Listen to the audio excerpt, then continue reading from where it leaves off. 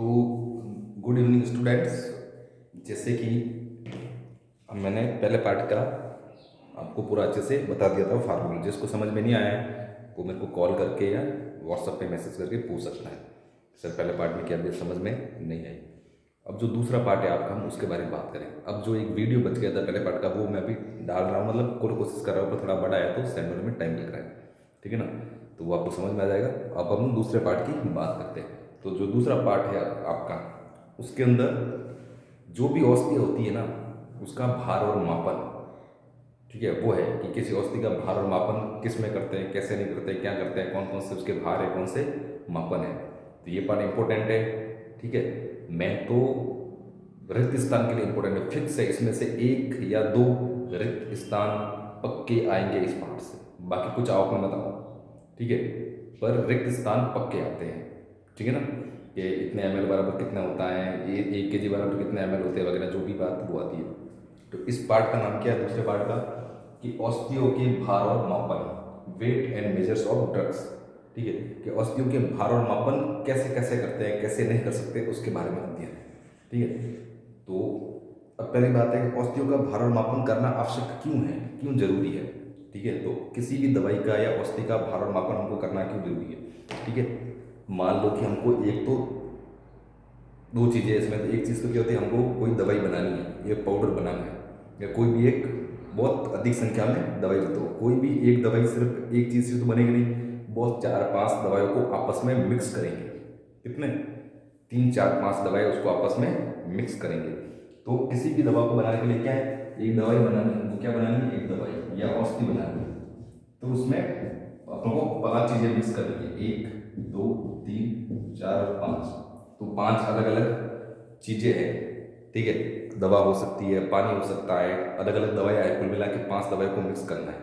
तो किस दवा को कितनी मात्रा में देना है आपको कि ये दवा कितनी लेनी है, ये कितनी लेनी है, ये कितनी लेनी है, ये कितनी लेनी है, ये कितनी है, मतलब पांचों दवाइयाँ कितनी कितनी मात्रा में लेनी है। क्या पता एक दवाई हमको 100 ग्राम लेनी पड़े, एक दवाई 50 ग्राम लेनी पड़े, दूसरी 50 ग्राम लेनी पड़े, यानी अलग अलग जो प्रत्येक दवा वो कितनी मात्रा में लेनी है हमको, ठीक है।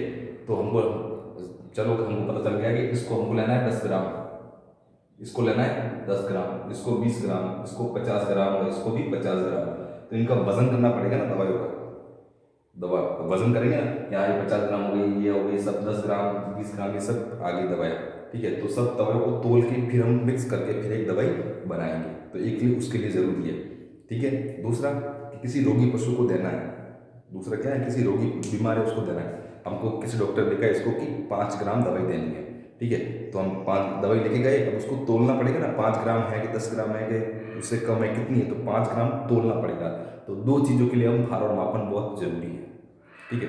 अगर ऐसा नहीं करते तो क्या होगा, ऐसा नहीं करते हैं तो बहुत नुकसान हो सकता है हमको। क्या हो सकता है कि पहली चीज़ तो ये कि जो हमने दवाइयाँ बनाई हैं, एक दवाई बनी है उसमें 5 चीज़ें मिक्स की है, अब कोई दवा जो कम चाहिए थी वो अधिक आ गई, जैसे कि ये तो 10 चाहिए थी और ये 50 आ गई, ये 50 से 10 आ गई, तो जो हमको रिजल्ट मिलना है, उपचार का जो रिजल्ट मिलना है वो रिजल्ट नहीं मिलता है, ठीक है। पशु ठीक नहीं हो पाता है, या फिर क्या हो सकता है कि पशु बीमार हो जाएगा, उल्टा नेगेटिव इफेक्ट आएगा, हानिकारक प्रभाव पड़ सकता है, ठीक है। तो हमको आवश्यक रिजल्ट चाहिए, आवश्यक उपचार चाहिए, तो उसके लिए दूसरा पशु जल्दी से ठीक हो जाए उसके लिए, तो हमको औषधि का भार और मापन करना बहुत जरूरी है इन चीज़ों के लिए, ठीक है।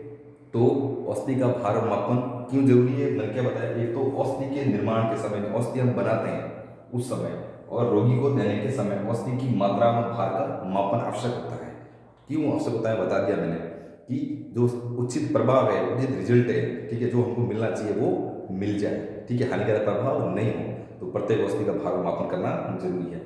अब औषधि का भार और मापन अपन 3 प्रणाली, 3 सिस्टम है, 3 तरीके हैं इसके, कितने कितने तरीके हैं, टोटल 3 तरीके हैं इसके।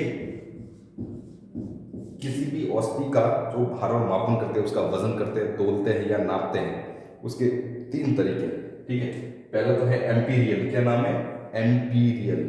दूसरा है ट्राई, क्या नाम है, ट्राई। और तीसरा है मैट्रिक प्रणाली, कौन सी है, मैट्रिक प्रणाली, ठीक है। अब हम इनके बारे में बात करते हैं, पहले मैं कर रहा हूँ एम्पीरियल के बारे में। किसके बारे में, एम्पीरियल। इसमें क्या होता है, मान लो कि एक कंपनी है, ठीक है, या एक बहुत बड़ी दुकान है, यानी अधिक संख्या में, अधिक मात्रा में, जैसे 1 ton 2 ton 100 kilo 200 kilo 50 kilo से ऊपर 1000 किलो 2000 किलो 10,000 किलो यानी अधिक संख्या में अधिक मात्रा में जो अस्थियों का क्रय विक्रय हो रहा है वहाँ पे जो माप तोल करना है यानी थोक स्तर पे, किस पे, थोक स्तर पे या बड़े पैमाने पे जो अस्थियों का क्रय विक्रय इसको बेची जाती है और खरीदी जाती है, तो वहाँ पे जिस प्रणाली का या जिस तरीके का जो यूज होता है अस्थियों को नापने के लिए वो कौन सा है, एम्पीरियल। एम्पीरियल का मतलब क्या हो गया कि बड़े स्तर पर,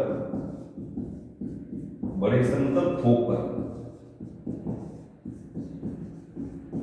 थोक स्तर पर जो औषधियों का क्रय विक्रय जो दवाइयाँ बेची और खरीदी जाती है वहाँ पे औषधि का वजन किया जाता है कि हमको 100 किलो दवाई मैंने खरीदी है तो उसका वजन करूंगा मैं, या 100 किलो दवाई मैंने किसी को बेची हो जो उसको वजन करके दूंगा मैं। तो बड़े स्तर पे जो औषधियों का क्रय विक्रय होता है वो कौन सी प्रणाली में होता है या कौन से तरीके में होता है, तो एम्पीरियल में। किसमें, एम्पीरियल में। ठीक है, अब दूसरा ट्राई और मैट्रिक, इनका उपयोग क्या होता है, इन दोनों का उपयोग एक जगह पे होता है। जैसे कोई डॉक्टर उपचार पर्ची लिखता है ना, ठीक है, जैसे मैं डॉक्टर, मेरे पास कोई पेशेंट आया है कि गाय को, ये गाय बीमार है, गाय को एक दवाई इतनी देनी है, दूसरी इतनी देनी है, तीसरी इतनी देनी है, चौथी इतनी देनी है, तो कौन सी दवाई कितनी मात्रा में देनी है वो उस उपचार पर्ची में लिखता हूँ ना मैं। जैसे कि एक उपचार पर्ची है उसमें गाय बीमार थी, उस गाय को मैंने लिख दिया एक दवाई है वो तो देनी है 10 ml, दूसरी दवाई देनी है 5 ml। तो ये जो मात्रा लिख रहा हूँ मैं उपचार पर्ची के अंदर, जो दवाई की मात्रा या जो वजन लिख रहा हूँ वो कौन सी प्रणाली में, ट्रायल और मैट्रिक्स में। ठीक है, तो इसमें क्या लिखते हैं दोनों में, इन दोनों के अंदर कि उपचार पर्ची में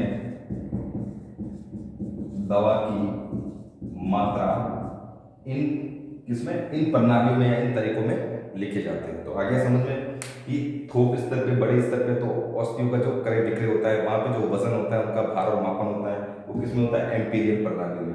और जो उपचार पर्ची में जो डॉक्टर या चिकित्सक उपचार पर्ची लिखता है उसके अंदर जो दवाई का वजन लिखता है वो किस प्रणाली में लिखता है, ट्राई या फिर मैट्रिक। आगे समझ में। अब नेक्स्ट कौन कौन से इंपॉर्टेंट है वो